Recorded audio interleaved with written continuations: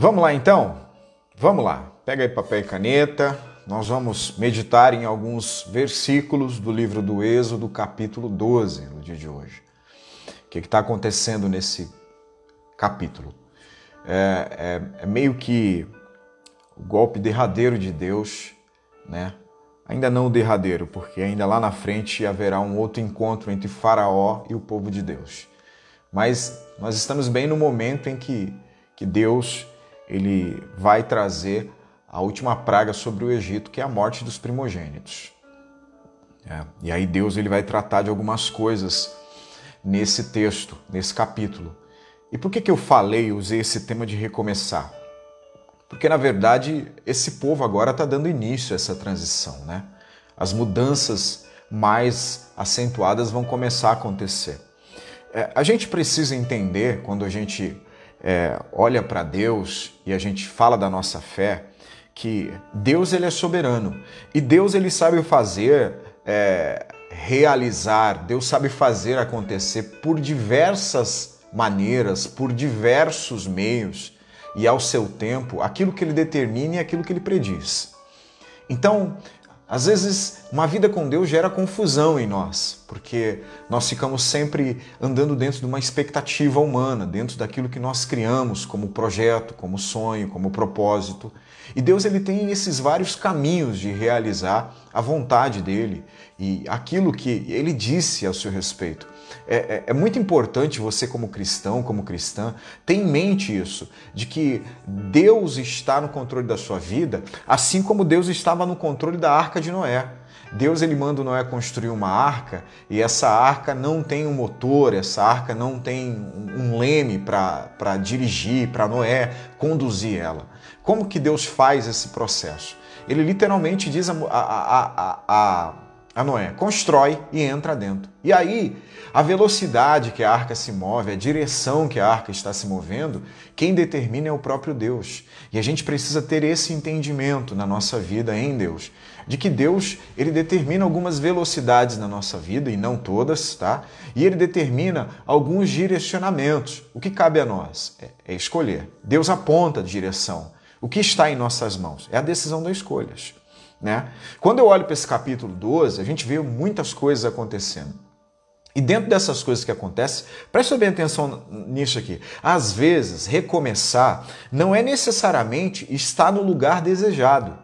Às vezes, recomeçar é você sair do lugar indesejado. Porque às vezes a gente tem medo de sair do lugar indesejado porque a gente não tem segurança sobre o lugar desejado.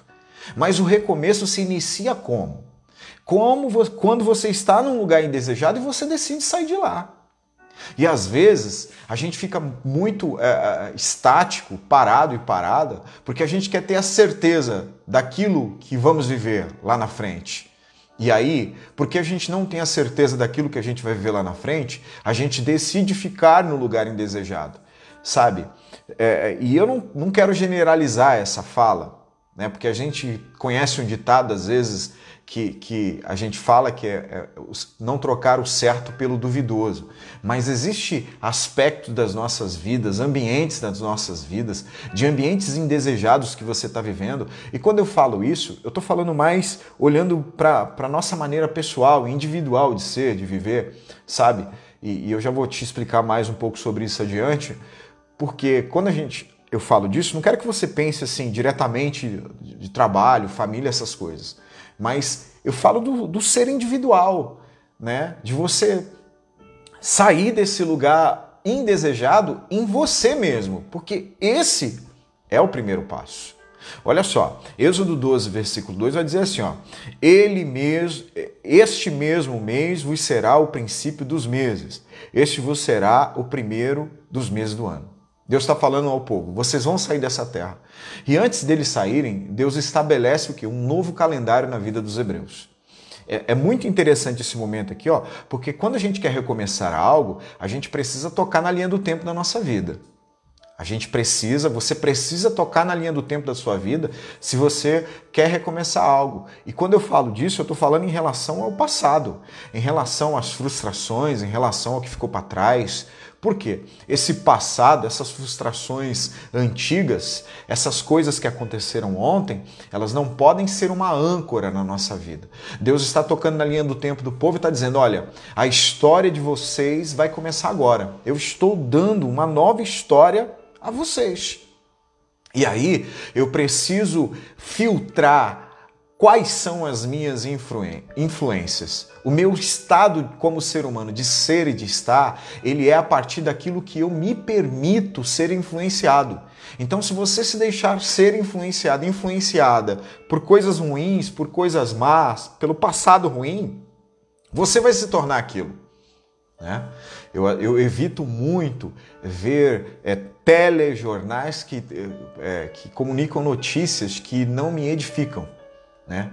Que mostram muitas tragédias, muitas mortes. Isso não me edifica em nada.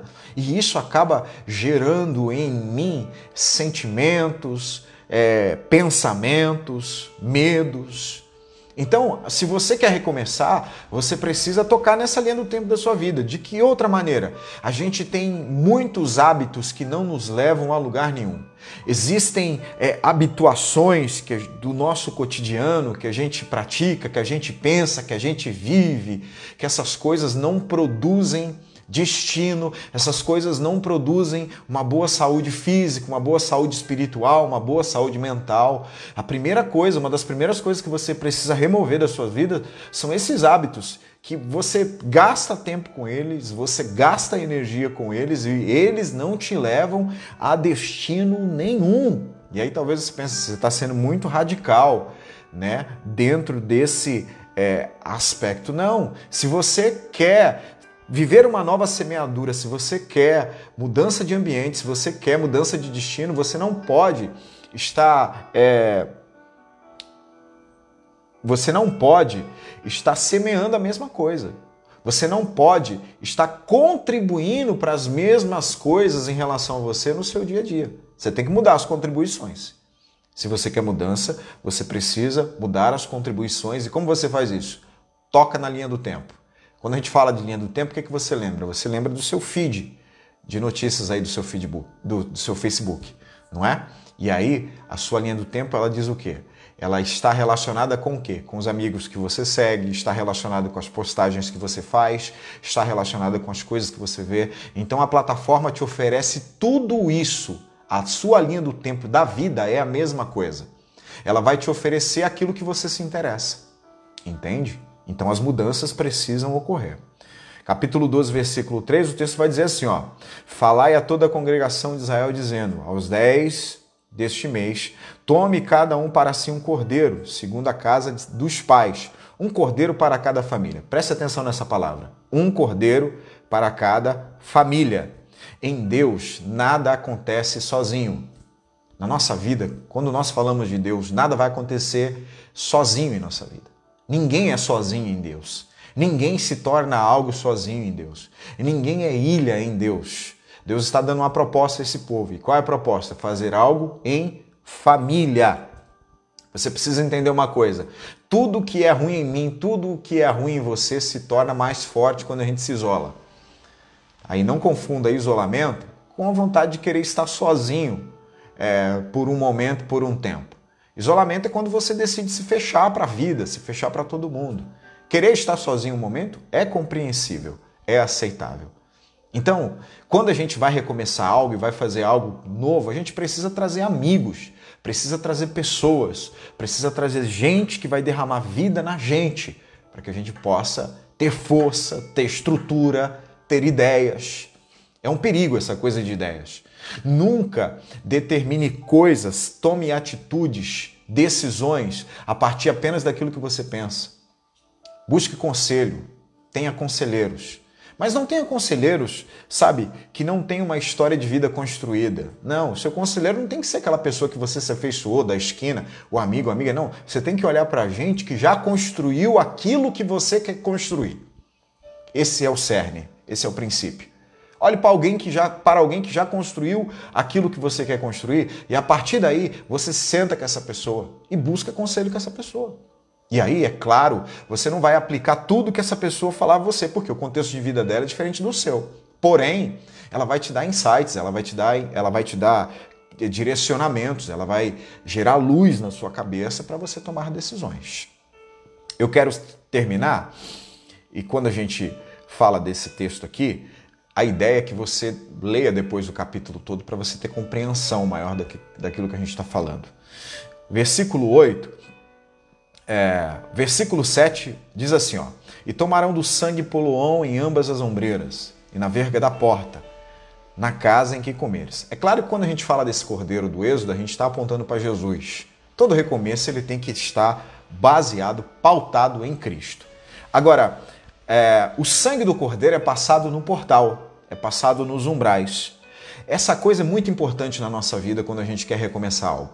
Você precisa aprender a gerenciar bem aquilo que entra e sai da tua vida. Aquilo que controla ou não controla as tuas emoções. As pessoas que entram e saem de dentro da tua casa, literalmente casa, sabe? Você precisa aprender a gerenciar isso bem, porque às vezes você não tem esse controle do que entra, do que sai na tua vida emocional, na tua vida espiritual, na tua vida física, na tua vida social, e isso produz problemas. A gente precisa escolher muito bem aquilo que nós deixamos entrar na nossa vida, seja o que for, seja espiritual, seja emocional, seja na vida prática, seja na vida social. E tem um outro aspecto aqui.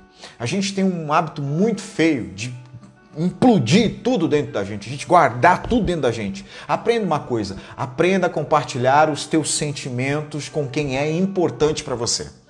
Pessoas que são importantes para você, elas precisam saber sobre os seus sentimentos. Não importa se você é um bruto, se você é uma bruta, se você não aprendeu a fazer isso, comece a aprender a compartilhar seus sentimentos com quem é importante para você. Quem você ama, quem te ama, essas pessoas precisam saber quem você é por dentro.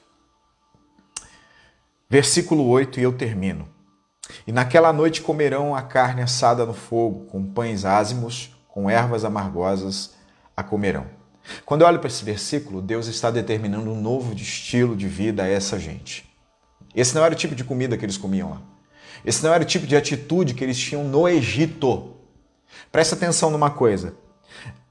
Antes da mudança do ambiente deles, Deus estabelece um novo estilo de vida neles.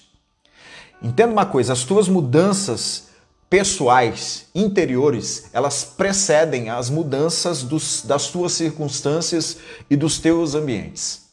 Antes de você querer que o mundo à tua volta mude, você precisa mudar o seu estilo de vida.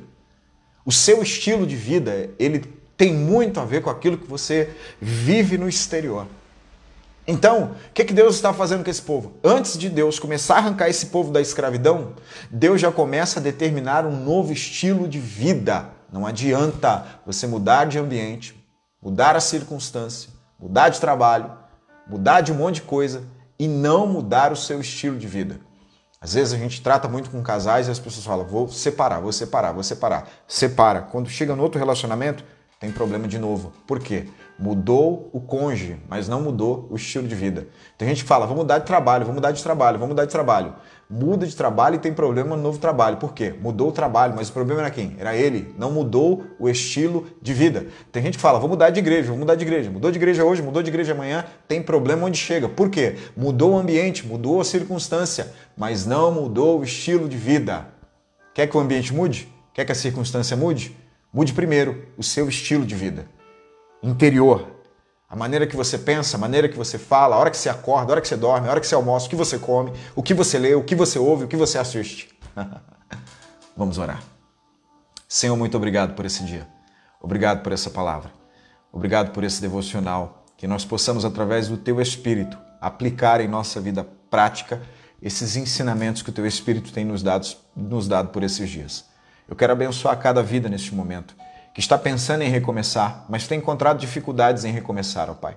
Cada vida que tem lutado, ó Pai, para construir uma nova história, mas está com dificuldades, Senhor, que essa pessoa possa refletir sobre tudo que nós falamos hoje aqui, nesse curto espaço de tempo, e que ela possa, sim, viver novidade de vida, entrar numa nova atmosfera, mudar o estilo de vida, Senhor, porque nós cremos, ó Deus, que a Tua boa mão irá nos ajudar, em nome de Jesus. Amém. Abençoa você essa mensagem, compartilha ela com alguém. seja em qualquer das plataformas que você estiver ouvindo a gente. Compartilha ela, abençoe outras pessoas, porque esse é o desejo do nosso coração. Espalhar a cultura do céu por onde nós passarmos. Deus abençoe sua vida, Deus abençoe sua casa, Deus abençoe sua família. E amanhã te espero aqui, mais uma vez, com mais um devocional para a nossa vida prática. Não deixe de ler a Bíblia, não deixe de orar, não perca o contato com o teu Criador. Deus abençoe vocês e tenha aí uma ótima noite de paz e de descanso, em nome de Jesus.